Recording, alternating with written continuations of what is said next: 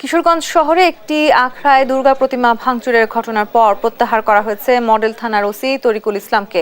বৃহস্পতিবার ভোর রাতে শহরের ৩২ এলাকার শ্রী শ্রী গোপীনাথ জিউর আখড়ায় নির্মাণাধীন দুর্গা প্রতিমা ভাঙচুর হয়।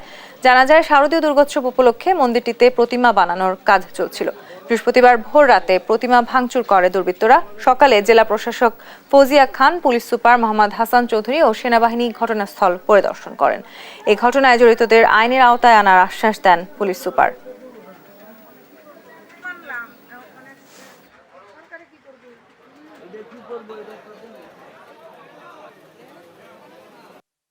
আসার সাথে সাথে আমরা এখানে গিয়েছি, আমরা ভিজিট করেছি এবং এটা আমাদের ইনভেস্টিগেশন পর্যায়ে রয়েছে এবং যে কোনোভাবে আমরা দুষ্কৃতিকারী যে হোক আমরা অবশ্যই আইনের আওতায় আনবো।